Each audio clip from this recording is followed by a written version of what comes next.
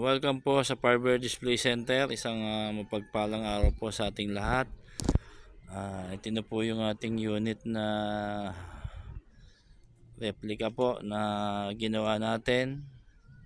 Bali, ito po yung mga sinauna nating na ipalabas na rin po mga video, no, habang ginagawa natin. Bali, ito po finally kompleto na po siya. Ito po yung pinaka finish na kompleto na po. Ito po ay ang makina po nito is 4JG2 na Isuzu Trooper, automatic po na 4x4. Then ang pangilalim din po niya is uniform din po na galing sa Isuzu Trooper, coil spring po harap at likod niya, naka spring type po at saka disc type po ang front and rear po nito.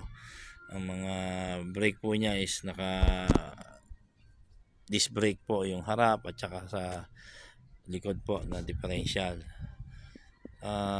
Unang po natin tingnan yung engine bay po.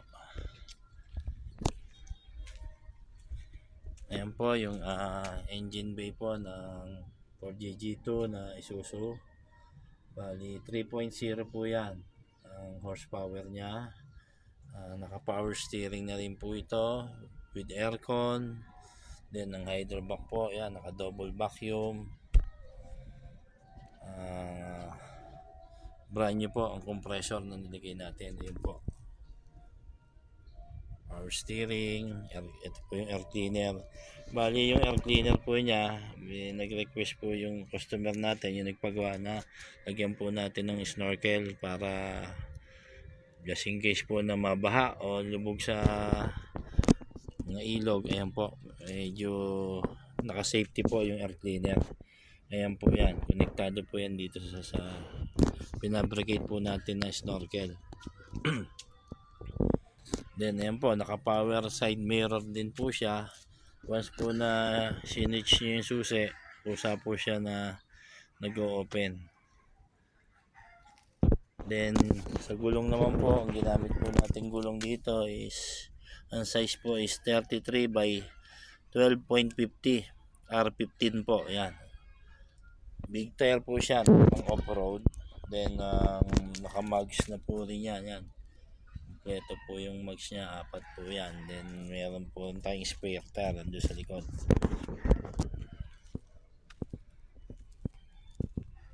Po yung hood niya. Medyo mahaba po yung size ng trunk nito kasi in-extend po natin. Nag-adjust po tayo ng konting luwag po para sa trunk na sa likod, para marami-rami din po yung makarga doon. Then isa pa, yung spare tire po niya doon po nakaposisyon.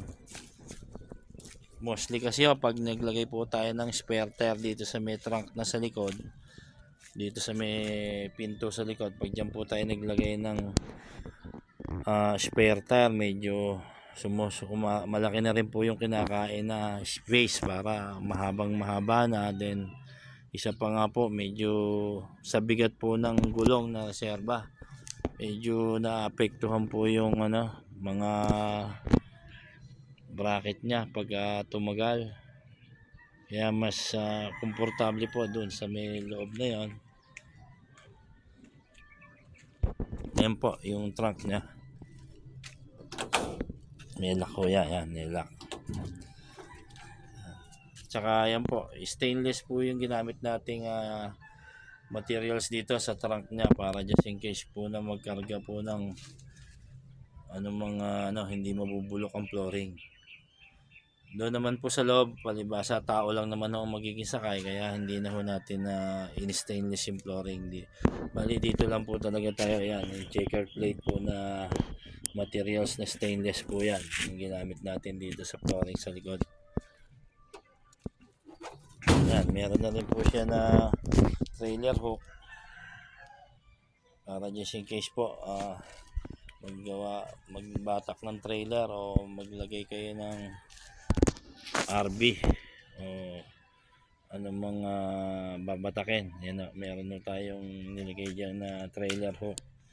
Ganoon din po sa tambucho niyan, mula ho doon sa puno hanggang muffler ho yan dito, puro stainless ho yan. Binasadya po natin. Then dito naman po tayo sa loob.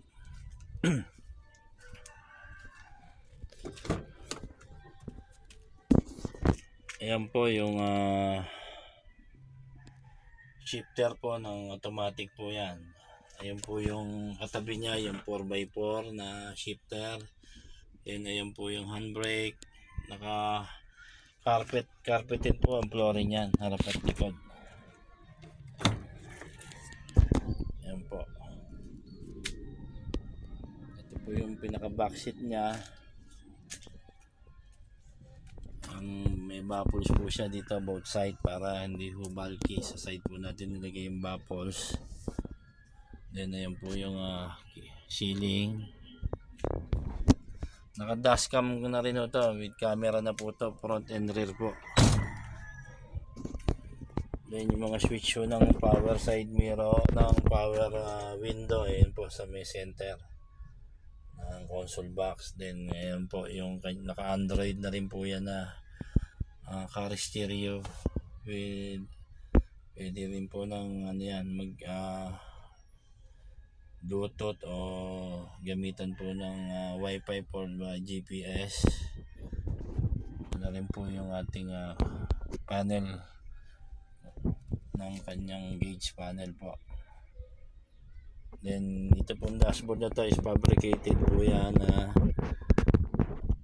Yan po na gaano yung mga duct ng aircon.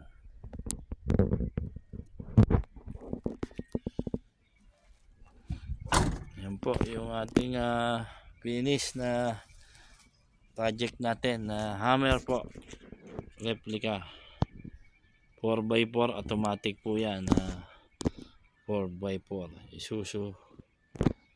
Kaya yan po, hanggang sa muli po, maraming po salamat at God bless po sa ating lahat.